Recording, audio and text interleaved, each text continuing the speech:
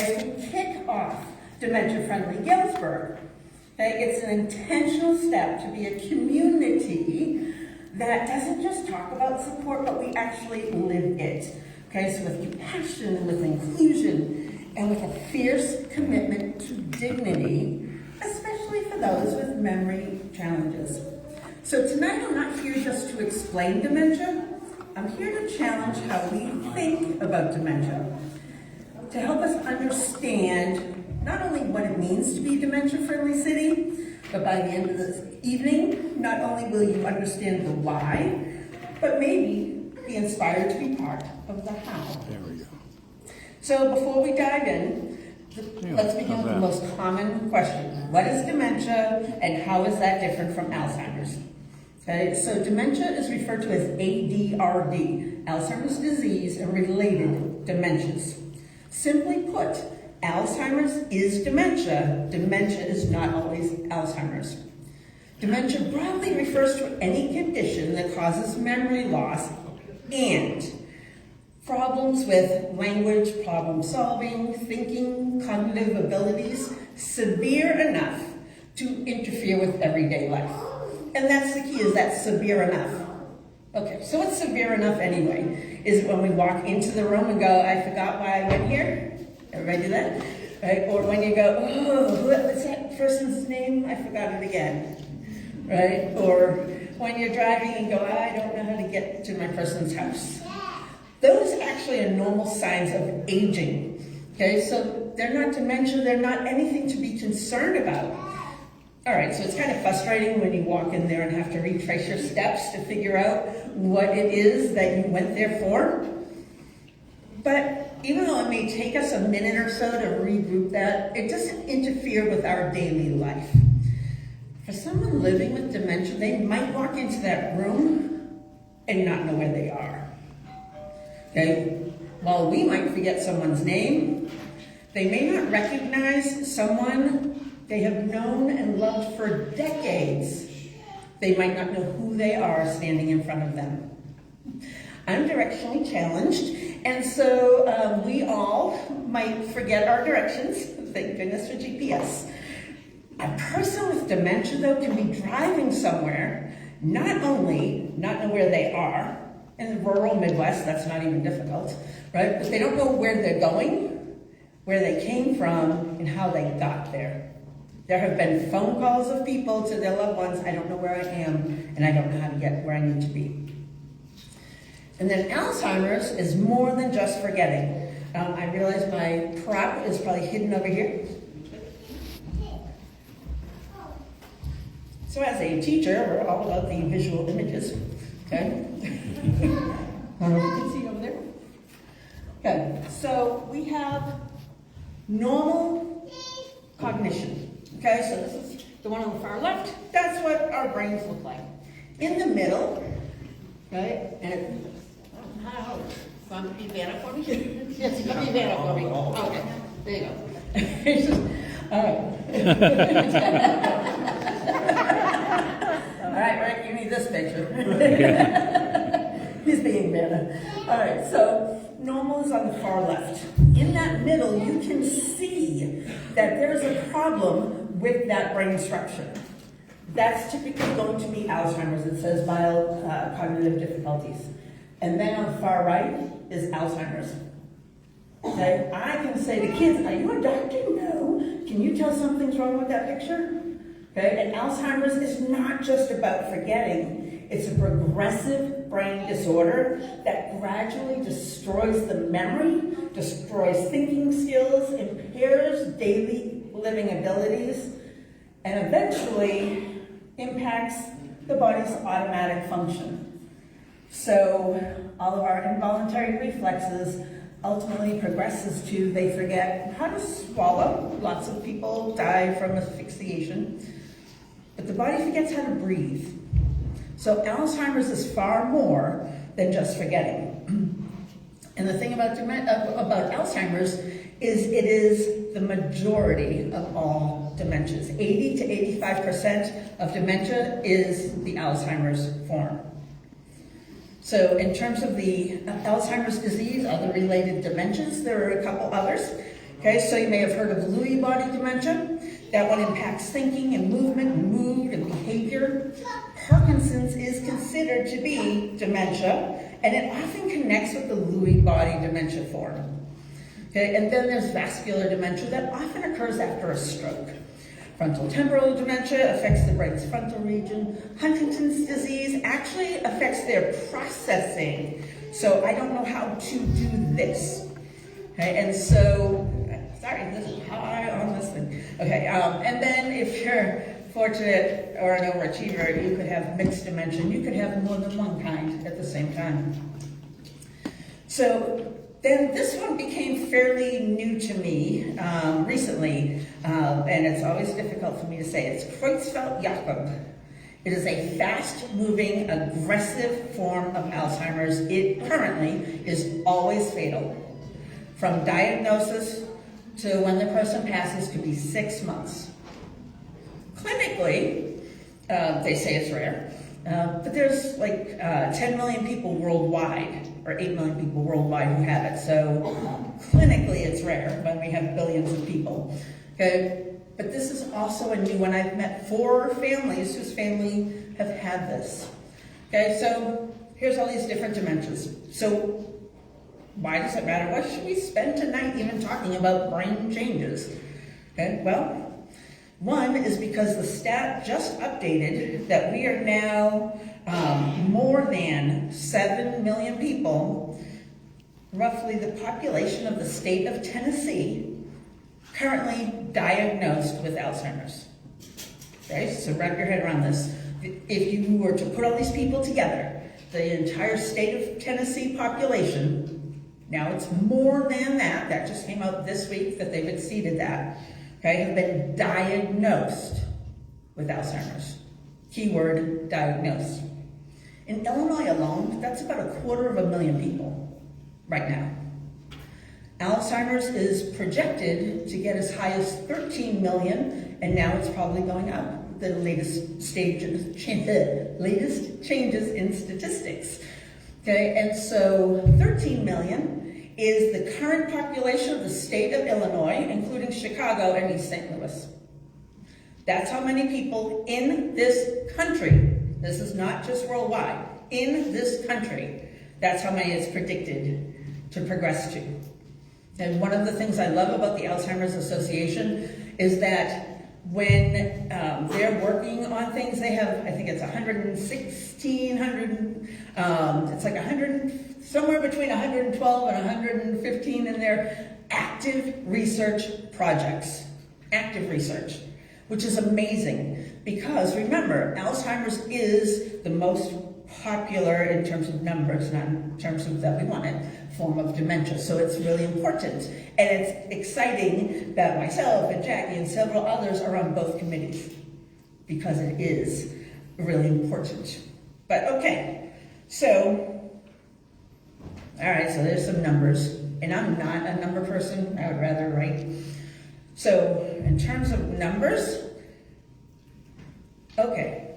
But the second reason we really need to know about this, we need to know about dementia and become dementia friendly, is because it's not just medical, it's deeply human.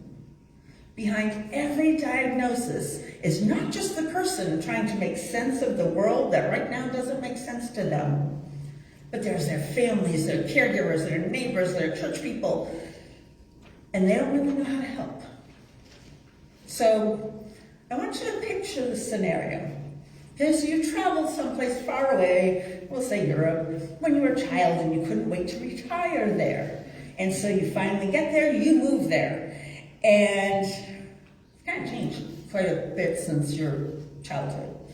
Okay, and things just aren't located where I think they should be. And so you spend a lot of time trying to navigate the city and the language, daily life in general.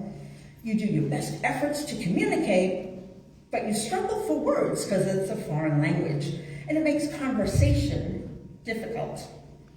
So you can figure out some of the words, can't always understand what they mean. And of course, all of the signs are in the native language, so it's really hard to follow directions or road signs. To make things worse, oh, this is one of those places that's no longer American friendly. People start to avoid you because you're different. They don't understand your struggles, and they don't even try to help, casting judgment on you. And you're exhausted every day from this daily struggle. And you know it's going to repeat again tomorrow, and think maybe it's time for me to just pack up and go home. But then you meet a kind soul who wanted to help you, someone who took you places that you need to go, someone who introduced you to people who spoke your language in a village that was filled with other Americans. They know what you're going through, and they know how to help. Let's shift that analogy to dementia. You live in a city that you've always lived, but now it kind of feels foreign, and it's definitely not how I remember it, and it doesn't match what I remember it being of yesteryear, and it's definitely nothing like when I was growing up. Things really aren't located where you thought they should be, and you spend a lot of your time just trying to navigate the city that you've been in all of your life. You try to navigate the city and the language and daily life in general. And despite your best efforts to communicate, you struggle for words, making conversation difficult, making it difficult to follow directions or road signs. People don't understand your struggle, so they don't even try to help. All right, Lana. I was going to say, I was struggling to hold this. Yeah, there you go. I was thinking. Good job.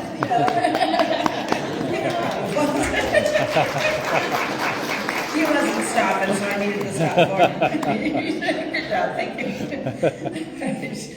So anyway, so it makes it difficult to follow directions and instructions and road signs. Okay, and people don't understand your struggle. What are you standing there looking at that for? It's pretty self-explanatory. So, to make things worse, you realize the city is not dementia friendly.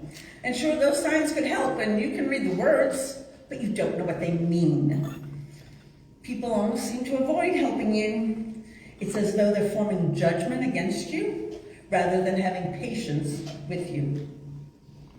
This unfamiliar world is your hometown. You haven't moved, but the world sure feels like it has. Surroundings feel strange. These familiar faces are hard to place, especially when they remind you of someone else you know. Simple tasks have all changed, right? Paying at the register, making a phone call, even navigating the sidewalk can become obstacles. But then, the city joins the movement to become dementia friendly, offering grace instead of judgment, seeing the struggle and choosing to respond with kindness. This is what Dementia Friendly America and now Dementia Friendly Galesburg aim to do. Imagine a city that trains its businesses to recognize signs and best practices to offer assistance. A city that creates warm and welcoming places. A city that doesn't leave people behind simply because their memory's fading. And they know that dementia does not only affect the elderly. Well, you won't have to imagine for long. And then being dementia friendly is not about knowledge, it's about action. Okay, it's about seeing the person and not the symptoms, creating a place where they can still belong. Here's the best part. It really doesn't even take much. Right? A kind word, a small pause instead of getting impatient and rushing that person in front of you. Those tiny moments of compassion, they ripple and they can transform a community. Okay, so then what does it really look like, a community that becomes dementia friendly? Looks like a cashier or a customer in line who notices someone is struggling to pay by card and patiently walks them through the process. It's like a staff member in a coffee shop gently offering menu help instead of rushing the line. Or a grocery clerk who steps in to quietly help when a shopper seems overwhelmed and attentive enough to know the signs that they need additional assistance. Perhaps it's a restaurant hosting memory cafes. Think of it like a private dementia coffee party, right? Safe, welcoming places where individuals with dementia and their care partners can just come and relax and just be, making adjustments for lighting and sound so that it feels calm instead of chaotic. Dementia Friendly also understands that caregivers need to practice self-care. Okay? When you're on an airplane and they go through the safety training video, when that oxygen mask drops down, who do you put it on? Yourself. Right? You have to take care of yourself before you can help others. And Dementia Friendly recognizes that too. And so, what about when I don't work in healthcare, I don't work in retail, I don't work in restaurants, I'm not a caregiver, what does this look like for me? All right, so there's two different ways. One is to minimize the stigma behind dementia. You know, when you see somebody like, okay, if we approach it as compassion instead of hesitation.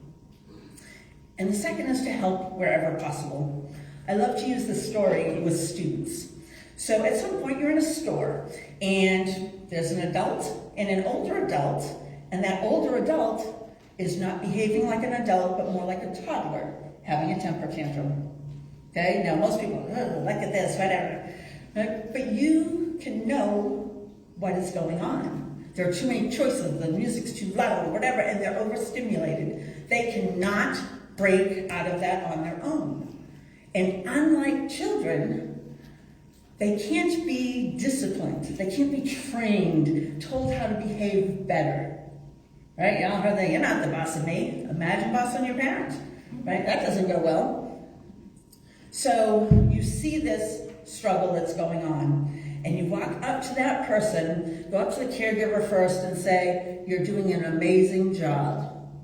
And they're gonna cry, but that's okay. All right? Just happy tears that they are acknowledged. And then with that person who's having their meltdown, find something that they can see. Lots of times they like to do, oh, look at your necklace. Your necklace is so pretty. That's my favorite. And it kind of breaks that. Or, hey, you're looking at this. Oh, those are my favorite. Are you getting one of those? And they may even agree with you. All you have done is stopped that circuit. Okay, because they can't do it on their own, and they're not listening to somebody who ain't the boss of them.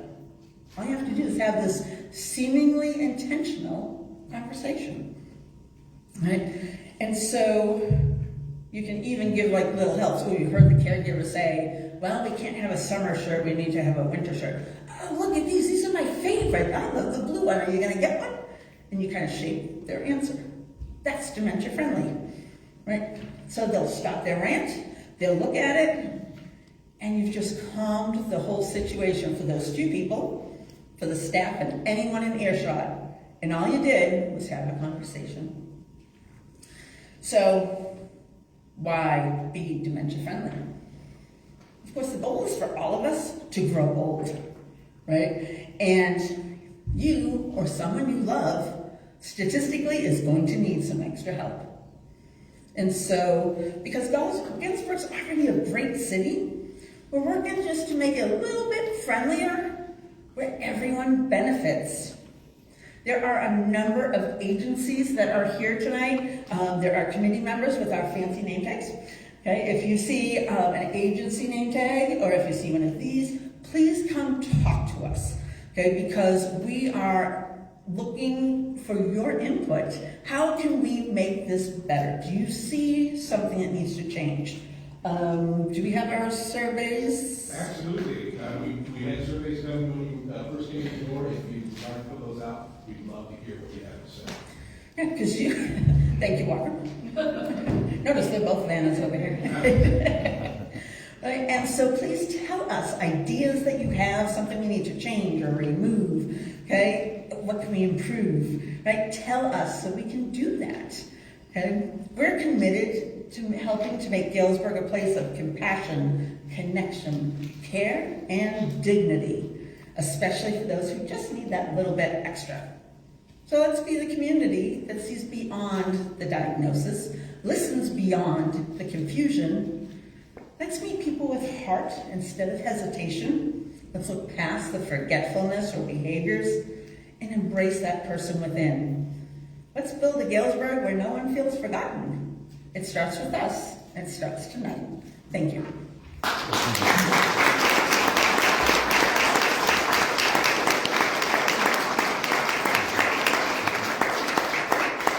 4 months spot, since we have such a wonderful guest here tonight, I want to have State Representative Dan Swanson say a few words if you'd like.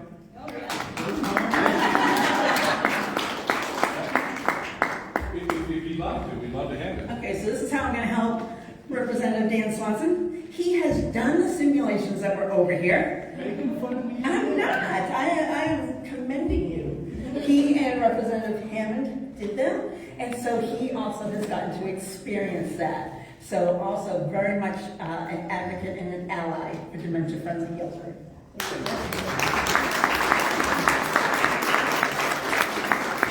Thank you very much, and gosh, what a way to kick off a community event, right? Something like this. It's great to see everyone here, and what a strong message. Thank you very much. Very good. Very nice. Gosh, I don't know what more to say. It's just, we all had those family members when we were younger that said, "Oh, don't worry about Aunt Mabel. She just is forgetful," or don't think of so and so. It's just she's getting older. Well, as we learn more and more about dementia, we learn more and more about Alzheimer's, we can label those now. And we have ways of better taking care of our Aunt Mabel and taking care of those family members who we just kind of wrote off as, oh, they're forgetful. So, great lesson here tonight, and a lot of great valuable learning. I know, and I'll say this, there's a lot of handouts out there. Some of us are verbal learners, some of us are audible learners, but many of us are like to put something in front of us to read it to help us take it in. So I saw several brochures back there, so I offer everyone, if that's okay, to make sure that they take some of those, because it's not over right now, it's just beginning right now. So thank you very much.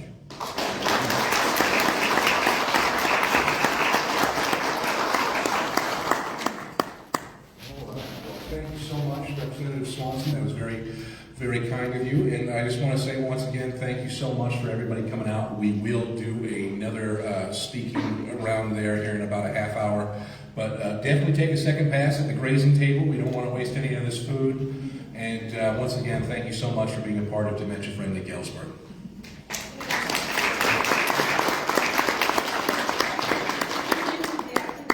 Yes, we also have some lovely activities on both sides of the room if you'd like to partake.